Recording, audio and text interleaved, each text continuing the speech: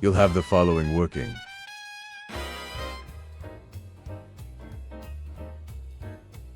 Hey guys, today I will teach you how to make an inventory system. First, install the plugin from the link in the description.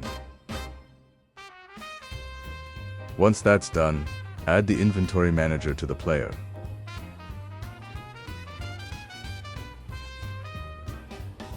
This is the menu that we will be working with.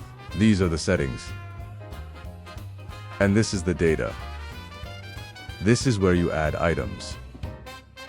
These are the properties an item can have. Different items have different properties.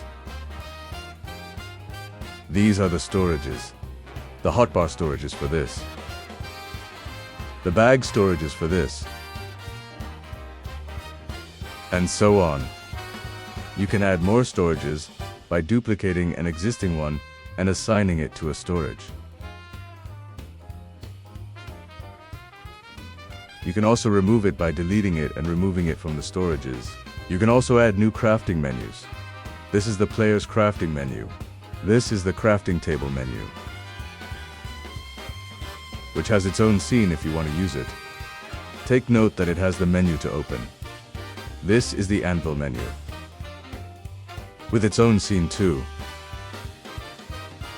And lastly, a chest. You can add categories to a menu by duplicating an existing one and duplicating an existing items group. Make sure they have the same name. You can add a new item to a category by duplicating an existing one and changing its name, icon, and node name. Make sure that the name exists in the item's data. This is where you add the crafting recipes.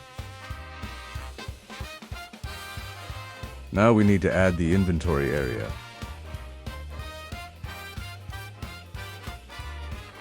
This is so the player detects the items. Now let's understand the functions. This sets the amount of slots in a storage at runtime. You can also add more slots by duplicating them in the editor, or by deleting them. You can spawn items. You can also preload items by adding this to your scene and setting this up.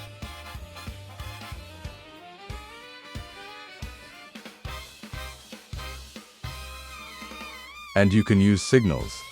It's useful for things like knowing when to play sounds, or knowing when to show the item that the player is holding.